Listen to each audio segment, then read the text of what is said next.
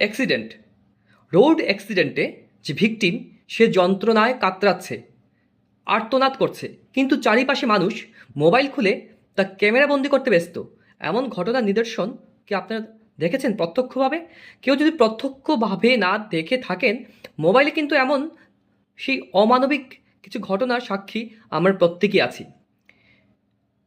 অ্যাক্সিডেন্টের পর মূলত যে 1 ঘন্টা যাকে বলা হয় গোল্ডেন আওয়ার, ঠিক সেই সময় যদি রোগীকে প্রপারলি কোনো হসপিটালে নিয়ে যাওয়া যায় তাহলে হয়তো বা একটা প্রাণ বেঁচে যেতে পারে।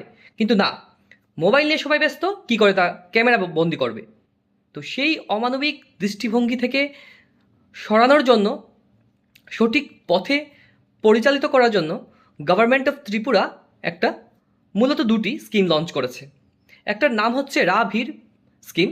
অ্যাকচুয়ালি রাভির যে স্কিম সেটা সেন্ট্রাল গভর্নমেন্টের গুড সামারিটান স্কিমের একটা অংশ, যাতে বলা হয়েছে যে ভিকটিমকে ফার্স্ট হসপিটালে নিয়ে যাবে, তাকে একটা অনারাম দেওয়া হবে 25,000-এর, তাছাড়াও অ্যাপ্রিসিয়েশন সার্টিফিকেট দেওয়া হবে।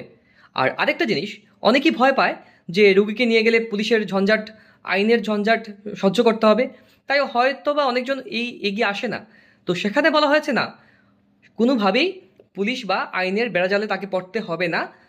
সে রুগীকে বা ভিকটিমকে হসপিটালে অ্যাডমিট করে উনি ওনার গন্তব্যস্থলে চলে যেতে পারবেন।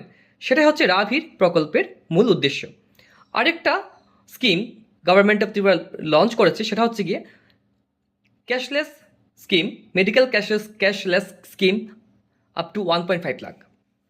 মানে যে ভিকটিম হসপিটালে অ্যাডমিট হবে সেখানে একটা কোয়েশ্চেন যে তার ব্যয়ভার কে বহন করবে। তো সেখানে গভর্নমেন্ট অফ ত্রিপুরা বলেছে 1.5 লাখ অবধি যে খরচ হবে সেটা সেই স্কিমের আন্ডারে চলে আসবে।